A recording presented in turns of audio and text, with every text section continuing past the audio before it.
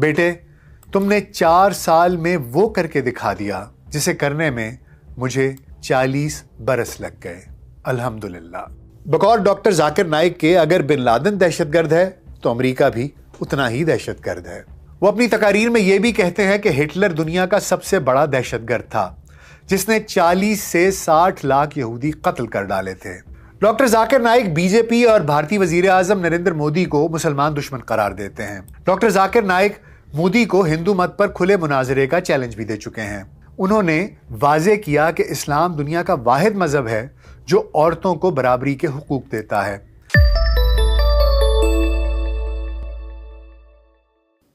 وی L C podcast پہ doctor Nasir Baig کے ساتھ خاکسار آپ کی خدمت میں حاضر ہے. حافظہ ایسا ہے جیسے ہزاروں کتابوں کے لاکھوں صفحات تصویروں کی طرح ذہن میں نقش ہو چکے ہوں. حاضر جوابی ایسی کمال کی ہے کہ کوئی سا سوال کیجئے آنکھ جھپک جانے سے پہلے مسئلے کا حل دے چکے ہوں گے، جبکہ مباحثے اور مناظرے میں کم از کم اس وقت تو دنیا بھر میں ان کا کوئی ثانی موجود نہیں ہے. نامور مسیحی علماء و شیوخ ہوں یا ٹھوس قسم کے ہندو پنڈت، دو بدو بحث میں سب کے سب ان کے آگے شکست فاش سے دوچار ہو چکے ہیں اور دلائل سے جواب نہ بن پانے کے باعث اب مخالفت برائے مخالفت کا طریقہ اختیار کر کے دو بدو مقابلے سے راہ فرار اختیار کر چکے ہیں. تو آج کے پوڈ کاسٹ میں ہم بات کریں گے کہ ڈاکٹر ذاکر نائک کون ہیں، یہ کیا کرتے رہے، کیا انسپریشن تھی جو انہوں نے یہ تبلیغ کا کام شروع کیا، کیا وہ کسی فقہ سے تعلق رکھتے ہیں، وہ ہندو سے مسلمان ہوئے کہ تھے ہی مسلمان، ان کا پیشہ کیا ہے، ان کے بارے میں کچھ اور معلومات ہم آج کے پوڈ کاسٹ میں آپ تک پہنچائیں گے. ذاکر نائک جن کا خاندانی نام ہے ڈاکٹر عبد الکریم نائک. ڈاکٹر ذاکر نائک 18 اکتوبر سن 1965 کو بھارتی صوبے مہاراشٹرا کے مشہور شہر ممبئی میں پیدا ہوئے. والد کا نام عبد الکریم نائک جبکہ والدہ کا نام روشن نائک تھا.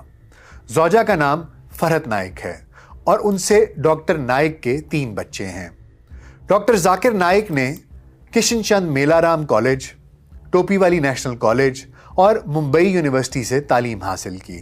وہ باقاعدہ MBBS ڈاکٹر ہیں مگر تبلیغ اسلام کا فریضہ ادا کرنے کے لیے میڈیکل کے شعبے میں پریکٹس کی قربانی دے دی. ڈاکٹر ذاکر نائک اوائل جوانی میں ہی احمد دیدات سے متاثر ہوئے. 58 سالہ ڈاکٹر ذاکر نائک کو بجا طور پر احمد دیدات کا شاگرد بھی کہا جاتا ہے. احمد دیدات خود بھی بین الاقوامی شہرت یافتہ مسلمان تبلیغی اور مناظر تھے. احمد دیدات کا پورا نام احمد حسن کاظم دیدات تھا. 1 جولائی سن 1918 میں بھارت ہی کے شہر سورت میں پیدا ہوئے. احمد دیدات نے 87 برس کی عمر پائی اور 5 اگست 2005 کو وفات پائی. ڈاکٹر ذاکر نائک کے استاد احمد دیدات جنوبی افریقہ میں رہتے تھے. انہوں نے مسلم مبلغ، مقرر اور مناظر کے طور پر اسلام اور مسیحیت کے مابین موازنے پر اپنی توجہ مرکوز کیے رکھی. کم و بیش 50 سال تبلیغی جدوجہد کے دوران احمد دیدات نے مسیحی علماء اور شیوخ کے ساتھ بے شمار مناظرے کیے. کیا آج کی انجیل مقدس میں تحریف ہو چکی ہے؟ نصرانیت کیا ہے؟ عیسیٰ ابن مریم علیہ السلام کون تھے؟ حضرت محمد صلی اللہ علیہ وآلہ وسلم کا ذکر انجیل میں کہاں ہے؟ یہ تمام جناب احمد دیدات صاحب کے مناظروں اور مباحثوں کے موضوعات تھے. احمد دیدات نے دنیا بھر کے دورے کیے اور ان کو شاہ فیصل ایوارڈ سے بھی نوازا گیا. انہی احمد دیدات سے ڈاکٹر ذاکر نائک کی پہلی ملاقات سن 1987 میں ہوئی. بعد ازاں احمد دیدات نے ڈاکٹر ذاکر نائک کو احمد دیدات پلس کا ٹائٹل بھی دیا. احمد دیدات نے مئی سن 2002 میں ڈاکٹر ذاکر نائک کو ایک تختی عطا کی جس پر مندرجہ ذیل تحریر رقم تھی: بیٹے تم نے 4 سال میں وہ کر کے دکھا دیا جسے کرنے میں مجھے 40 برس لگ گئے. الحمدللہ.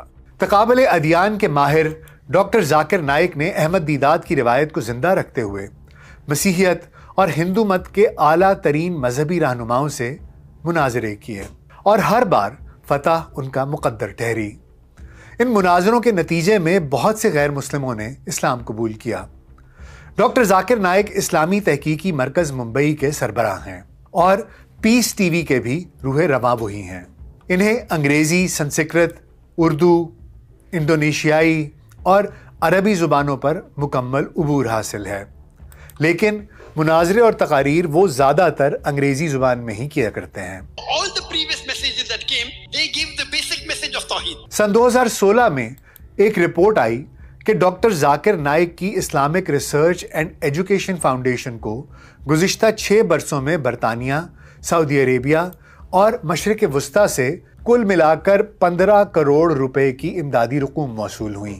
بھارتی حکومت نے ان کے خلاف باقاعدہ تحقیقات کا حکم دیا اور اینٹی منی لانڈرنگ قوانین کے تحت انہیں مختلف مقدمات میں پھنسانے کی کوشش کی گئی، جو بری طرح ناکامی سے دوچار ہوئی۔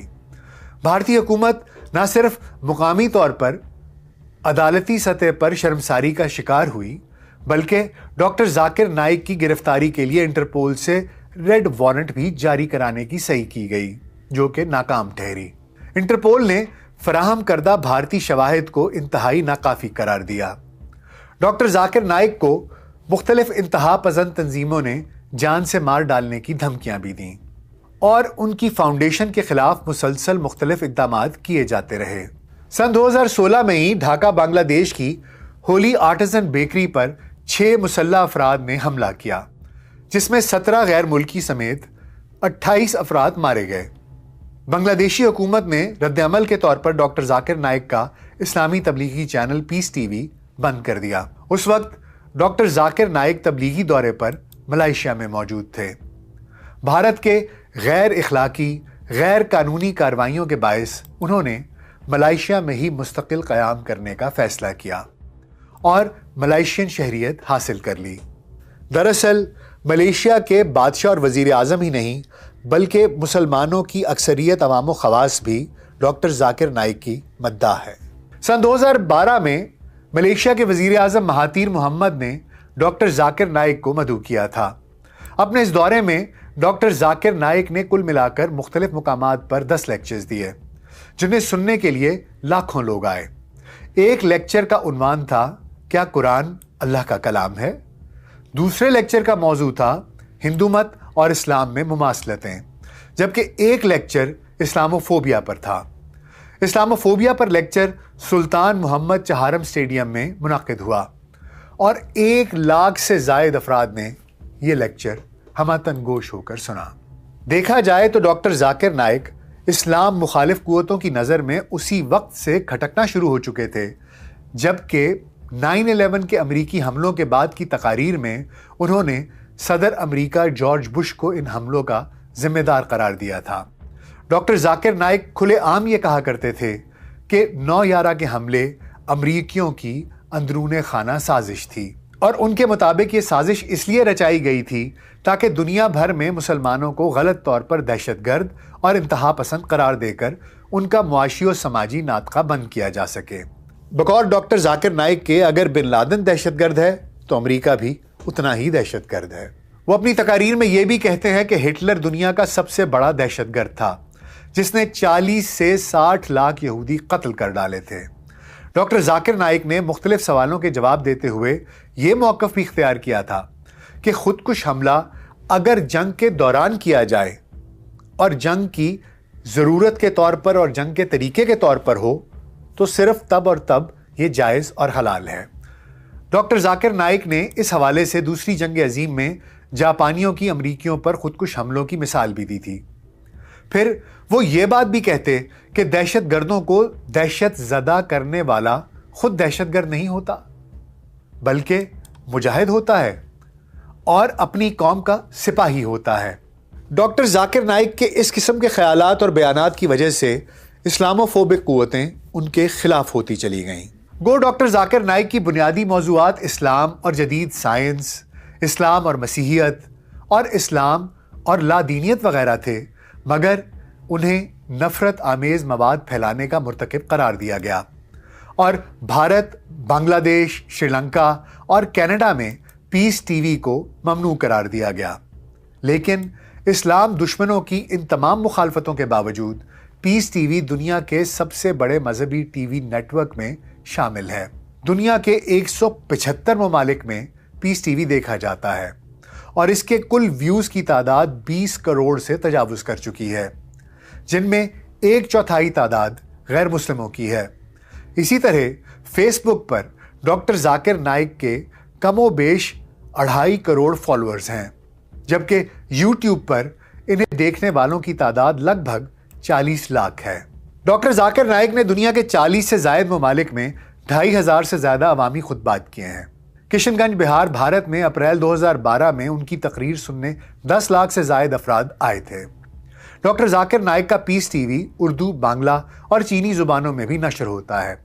سوٹ پہنے، ٹائی لگائے، چھریرے بدن اور لمبے قد والے ڈاکٹر ذاکر نائک مشہور مسیحی مبلغ ڈاکٹر ولیم کیمبل اور نامور ہندو عالم شری روی شنکر کو عوامی مناظروں میں شکست فاش سے دوچار کر چکے ہیں۔ ان مناظروں کے نتیجے میں بھی بہت سے لوگوں نے اسلام قبول کر لیا تھا۔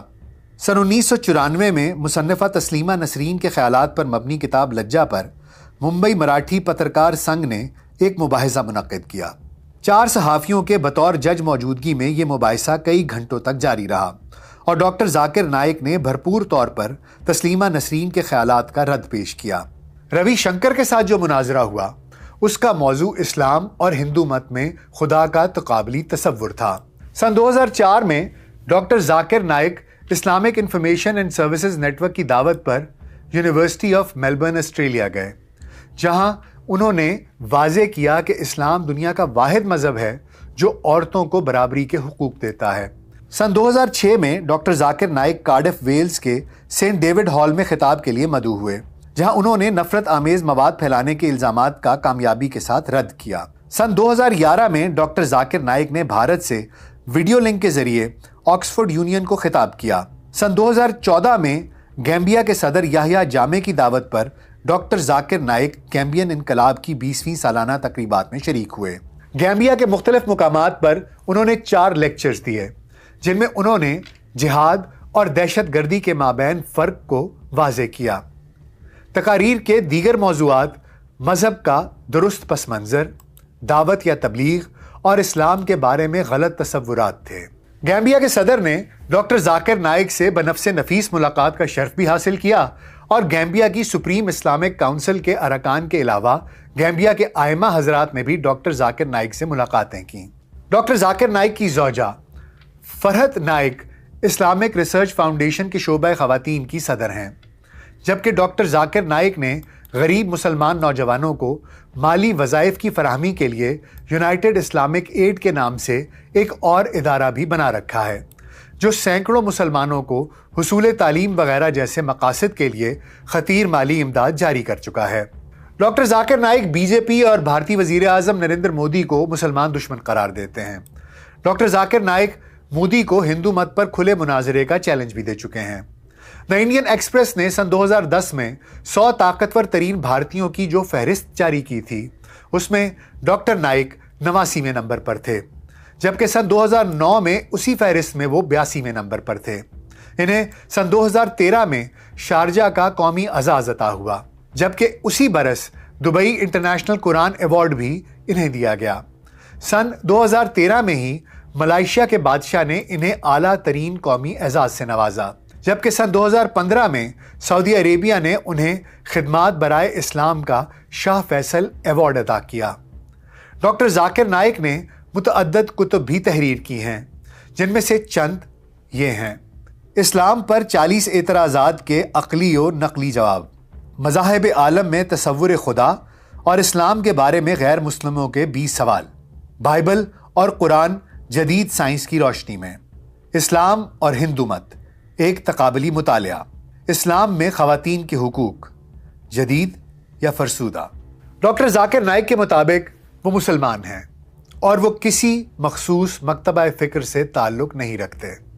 ڈاکٹر ذاکر نائک کا کہنا ہے کہ ان کا مقصد ان تعلیم یافتہ مسلمانوں کی اصلاح و تعمیر کرنا ہے جو مذہب سے دور جا پڑے ہیں، اسلام کے بارے میں معذرت خواہانہ رویہ رکھتے ہیں اور مذہب کو قدیم اور دقیانوسی خیال کرتے ہیں۔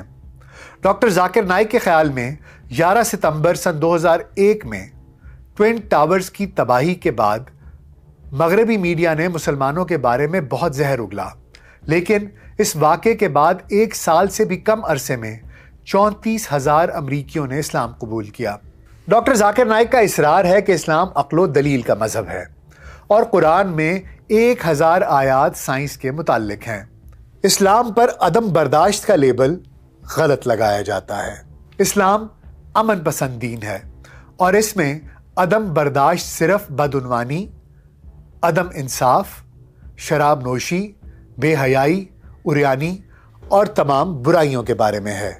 ڈاکٹر ذاکر نائک موسیقی اور شراب دونوں کو ایک جیسا زہریلا مواد تصور کرتے ہیں۔ ان کا مشورہ ہے کہ امریکہ کو بڑھتے ہوئے جرائم کنٹرول کرنے کے لیے اپنے ملک میں اسلامی سزاؤں کا نظام نافذ کرنا چاہیے۔ LGBT کمیونٹی کو ڈاکٹر ذاکر نائک ذہنی بیماریوں کا شکار قرار دیتے ہیں۔ ایسی ذہنی بیماریاں جو مخرب اخلاق لٹریچر پڑھنے اور حیا سوز فلمیں دیکھنے سے پیدا ہوتی ہیں۔ وہیں وہ ہم جنس پرستوں کے لیے موت کی سزا تجویز کرتے ہیں۔ ڈاکٹر ذاکر نائک کے مطابق ڈارون کا نظریہ ارتقائے غلط ہے۔ یہ محض ایک تھیوری ہے، اس کا کوئی ثبوت نہیں۔ ڈاکٹر ذاکر نائک میڈیا کو جدید دور کا سب سے خطرناک ہتھیار قرار دیتے ہیں اور اس کو سب سے خطرناک ہتھیار قرار دیتے ہوئے کہتے ہیں کہ یہ سیاہ کو سفید اور ولن کو ہیرو بنا دیتا ہے۔